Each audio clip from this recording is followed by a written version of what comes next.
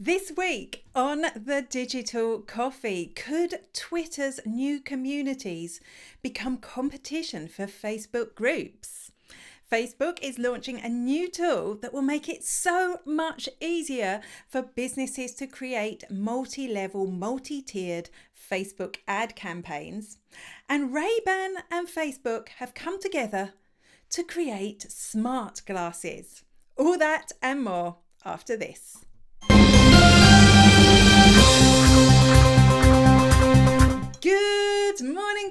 Good morning, and welcome to the Digital Coffee. This is your weekly dose of digital marketing and social media news for small business. My name is Amanda Webb, and I am grasping my cup as if it has something in it, which it doesn't, because we are enjoying a cup of coffee together. Or is it tea? Let me know what's in your cup. And if you do, on Facebook, if you leave me a comment, I'll send you a copy of the Digital Coffee newspaper, which brings together all this week's stories.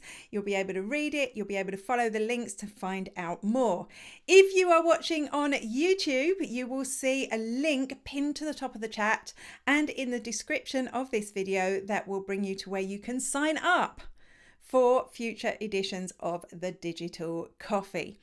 Good morning, Kate, who is drinking tea. I've actually had a cup of tea. I'm feeling I used to be able to fit in 2 cups of tea before the show, and now I can only fit in 1. I don't know what happened. If you don't want to tell me what's in your cup, I'd also like to hear your ideas about which you prefer. Do you prefer watching videos on YouTube or TikTok, or do you just like both for different reasons? I'd love to know your answer to that. Or if you just want the newspaper and you don't want to tell me anything, just say hello or yes or wave or send me an emoji. Good morning to Ev. Great to see you here. How is Donegal this morning? What's the weather like in your part of the world? You're enjoying some tea as well. It's an all tea show so far. So if you're going to vote for coffee, let me know. I'm excited about a couple of the stories this week. I'm wondering how exciting they are to other people, because I tend to get very excited about things. Right, let's start, will we? Hi, I'm Catherine Mason, and you're watching Digital Coffee with Amanda Webb.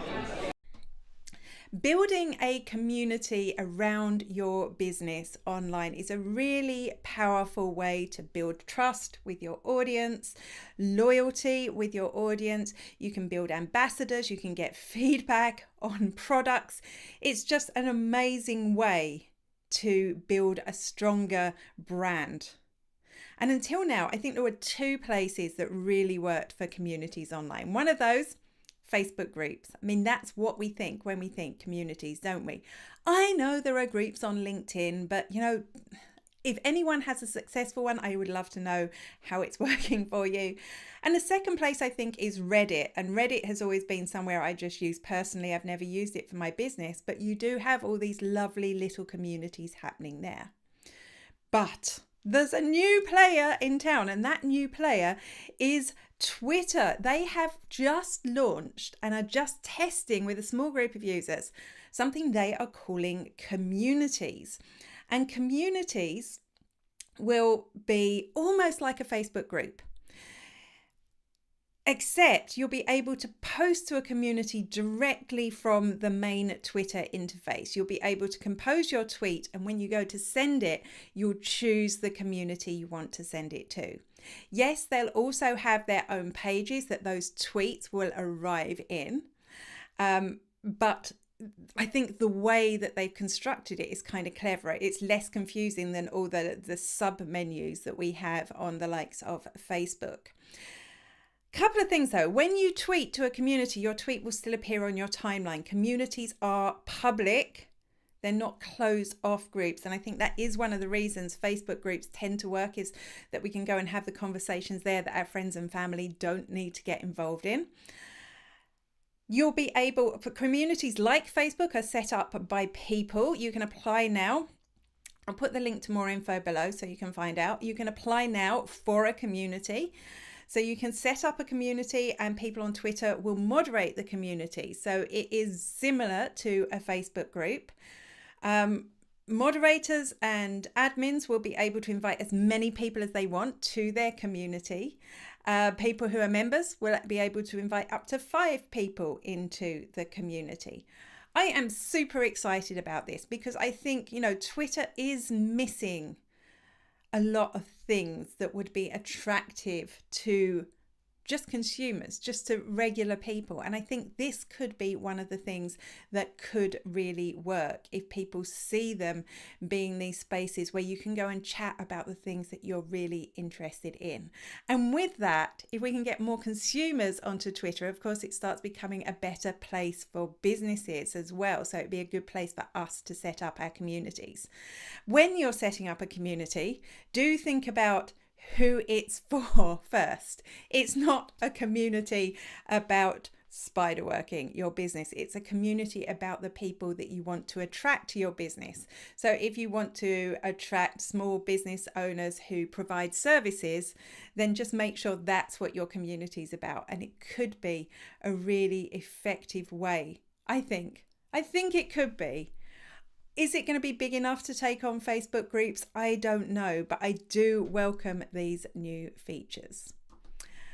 Good morning you see, I'm really glad Making is here because I forgot to give a shout out about our Twitter space. So if you want to come and have your say about the news that we talk about today at 10:30 a.m., we host a Twitter space, myself and Making, to talk through these stories, and you can come in and you can have your input as well, and Making can come and disagree with everything I say if she wishes to. Of course, she'd be wrong.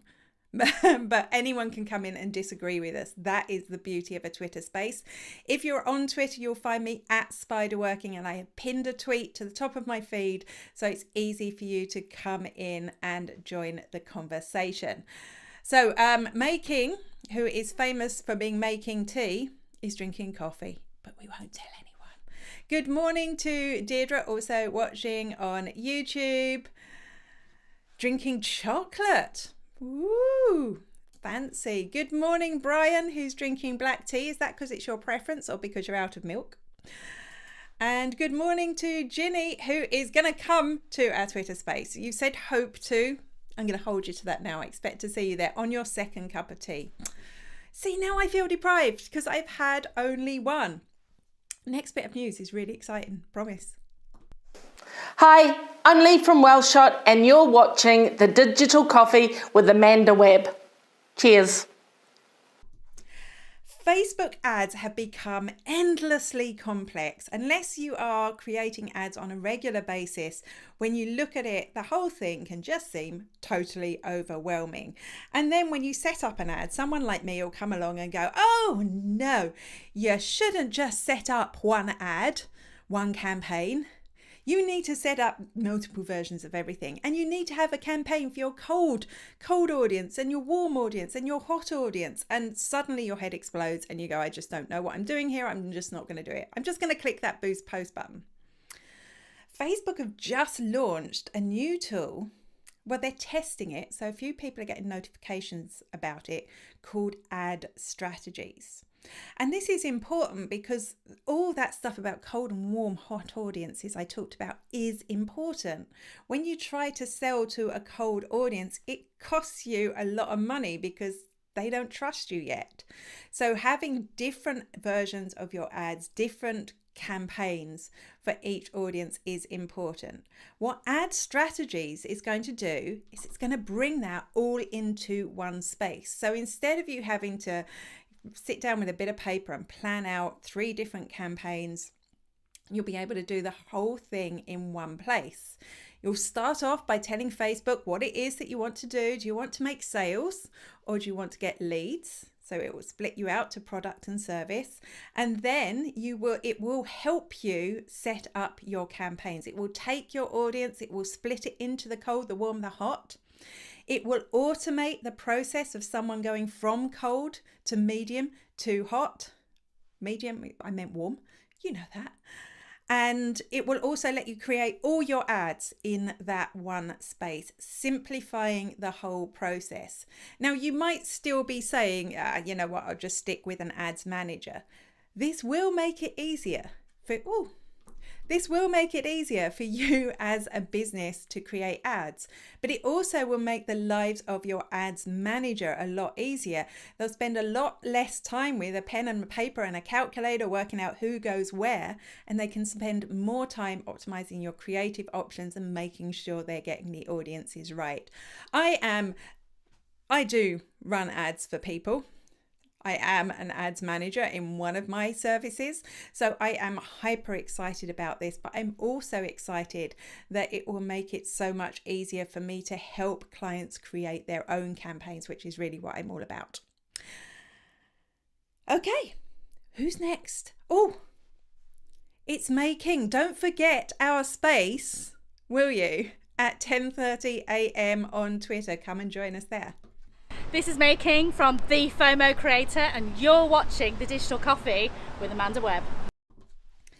I know you don't want me to tell you this, but Christmas is coming. Like, seriously, it is racing towards us. And if you sell for Christmas, you need to get your store in order now. And I know you have Facebook, Instagram sorted. You maybe even branched out into other social networks and set up your shops, and you've got all that sorted. But are you using Google? Because you should be. You should be using Google Shopping as well. The beauty of Google over social networks is that you're reaching customers a lot closer to the point that they're going to buy. When they're on social media, you're interrupting the conversation, showing them products. So it's more of an impulse buy. Whereas on Google, they're actually searching for the product that you sell. So all you need to do is sell it to them, to show them the product. So if you haven't already got product listings up on Google, make sure you do it. It's free. You can set them up for free. And Google have just launched a guide, which I'll link to below, but they've included some updates to their product listings. So the first one is this, which will add annotations to your product listings that will tell people about shipping and tell people about returns. And this is kind of like Amazon. So you know when you're on Amazon, it totally works. You'll see something and it will say, oh, if you buy it now, it'll be there tomorrow. And you go, oh, wow, I better buy this now. Time is ticking. I better buy this now. So it really helps push you over the edge. Also, knowing about a returns policy is important because, you know, what if this doesn't fit me? I bought this from Next online. I tried going into the shop, but they didn't have it this week. And I was really worried about the sizing. And I was just like, oh, look, they've got a returns policy. It's fine. I'm going to buy it. So that is important to people. So having the opportunity to annotate your listings here will be important. You can also say that you've got free delivery if you offer free delivery, which people are saying is huge for getting people over the edge to buy from you as well. So it may mean you need to adjust your product pricing a little bit, but that free shipping could really help get more sales. They have added something else. Oh yes, the other thing they've added is if you are using WooCommerce, Shopify or GoDaddy, who even knew GoDaddy had a shopping tool. If you're using those three tools, you'll now be able to hook up your catalog to your Google product listings, which means if you get new stock in, you don't have to worry about updating Google as well as your website. It'll all happen seamlessly. If something's out of stock, the same. You don't have to go and take it out of your Google listings. It will update automatically. So if you've already got your shop in order on social media, definitely go have a look at Google and get it sorted there as well. It could make the difference to your sales this holiday season. I'm Ian Anderson-Gray and you're watching Digital Coffee with Amanda Webb. I kind of admire Twitter because over the last couple of years, they seem to have been working really hard on making it a safer space. And let's face it, they have a terrible reputation. take the Google shopping down, Amanda. They have a terrible reputation for being a space where people are mean, there's arguments, there's trolls. Now, I have to say, my experience of Twitter isn't so much like that. Of course, I've seen it happen, but I feel like I have a lovely group of people who I communicate with there, and it's more like society. Every now and then someone mean turns up, but it's nothing big for us to deal with. But I know people do have that problem. I'm not saying it doesn't happen. I'm just very lucky with my Twitter experience. So Twitter have been trying to fix this problem for a long while, and they've just released a whole load of new controls. Well, they're not quite released yet. They're coming. That are all about protecting your reputation, as far as I can see. And the first of those tools is the ability to automatically archive old tweets, which I think is brilliant, because how many times have we seen it, particularly recently, that somebody tweeted something 5 years ago and it's been held up saying you did this, obviously you're a bad human being. Now, I'm not saying the things that they've said have been right. I just want to say we probably all said something wrong at some stage. Maybe not to that extreme, but we've said something in the past that we've learned from experience is now wrong. I know I have. I'm sure you have. I don't know if I've said it on Twitter, hopefully not. But now, because it means if you suddenly find yourself in the public eye, you're not going to have people trolling through your old tweets to try and find that one that you said the wrong thing and it to be hauled up and you having to apologize. So by archiving older tweets, that's not going to happen. And I love that. I love that. I don't think I've said anything particularly wrong, but I'm sure you'll find something that you don't like if you look for long enough. The second control then, very similar. You'll be able to hide your likes. And I think this is kind of the same, because sometimes we may like something which doesn't really fit with our personal brand or our reputation. And, there's various reasons you could like something. Back in the old days, we used to use liking as a bookmark so that we would have tweets to go back with. So maybe somebody said something outrageous and controversial and you wanted to save it for later so that you could go back and deal with it. Or maybe you accidentally liked something. It can cause a massive storm when people see that you've liked something that maybe doesn't fit in with where they think you sit in the world. So by hiding likes, you're protecting your reputation. The third thing is not new to you as a viewer of the Digital Coffee. You know about this already, is the untag option, which they're now calling remove from conversation, where you'll be able to untag yourself from a conversation and no longer be involved in it. And the fourth thing we also know about, because we've discussed it on the Digital Coffee before, is the force unfollow. So if somebody is following you again and it doesn't really fit with your reputation, if somebody from an extreme political opinion is following you on Twitter, maybe you don't want people seeing that, so you can actually make them unfollow you. So I love that they actually are thinking about consumers and the tools that would be useful for us to protect ourselves on Twitter. It could take a while, I think, for Twitter to get over this problem with its reputation, but the more tools they launch like this, I think the better it will get. I can see we got a few comments. TikTok is crack cocaine and YouTube is Coca-Cola. You're right. I've had this conversation with someone this week already, that you pick up your phone to look at TikTok and hours pass and you don't notice. It's mad, isn't it? Kate is saying, my dogs are always knocking my phone, and so it'd be easy to like things accidentally. Yeah, it happens. I know. And the way Twitter as well, it refreshes itself. So you'll be able to, starting to click something, you've clicked something else. It can happen. And, again, you can have a revelation in your life as well. Something from 4 years ago that you liked, you don't like anymore because you've learned. You know better now. So I think these tools will be really helpful. Yeah, tell your dogs to stay off Twitter, Kate. Tell them to stay off Twitter. You're watching the Digital Coffee with Amanda Webb.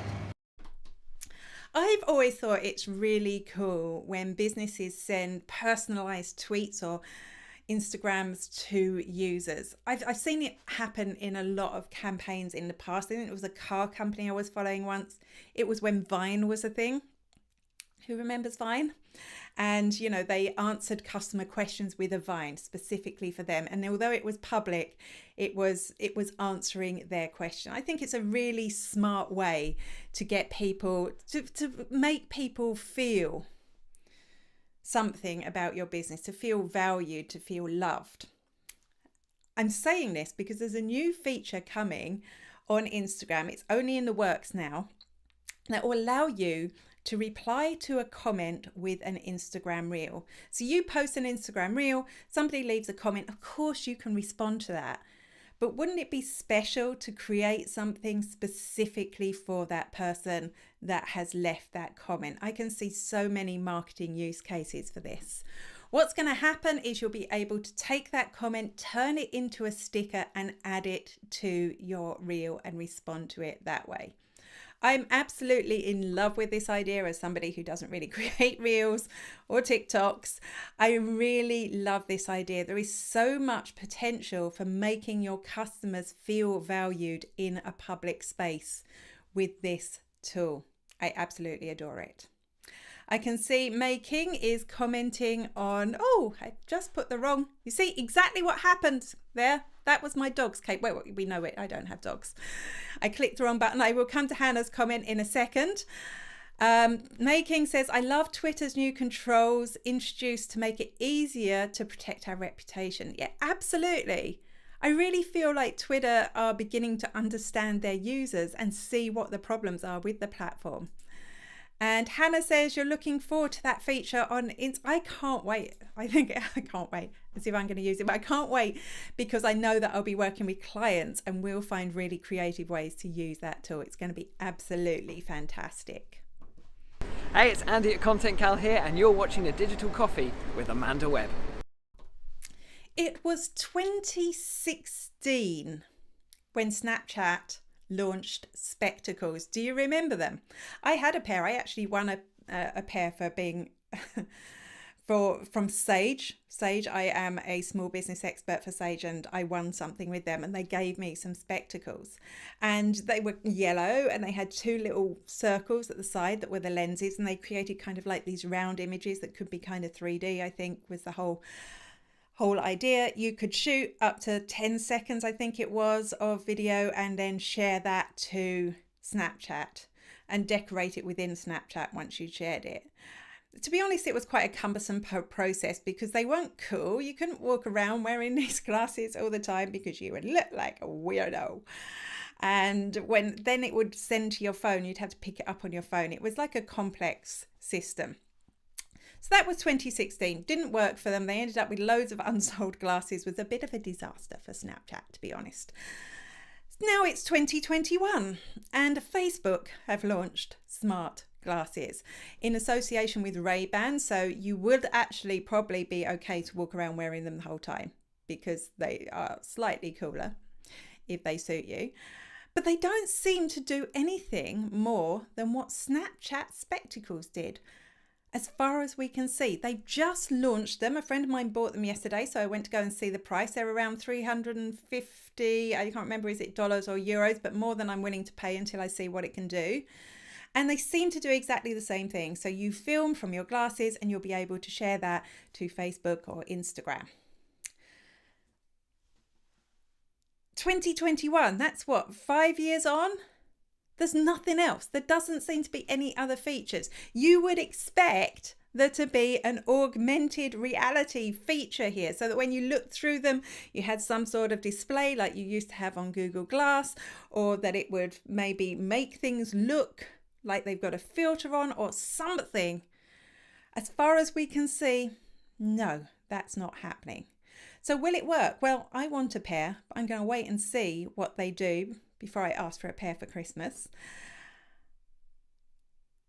I would like to think that this is one step towards not having to wear one of those stupid big Oculus headsets. I've got one over here. It's uncomfortable to wear. It fogs up when I breathe. I think this could be a a transition product towards making something that is augmented reality and not massive headset rather than virtual reality. But I'm still just confused why they've launched this product if it doesn't do anything else. We'll have to wait and see. Would you wear them? Would you be worried? I think I remember seeing Robert Scoble at the Webb Summit, and he was wearing Google Glass, and I didn't want to be seen by Google Glass. I felt my privacy was being impacted, even though of course he wasn't walking around shooting the whole time with it. Hi, I'm Carmel Siri and you're watching Digital Coffee with Amanda Webb.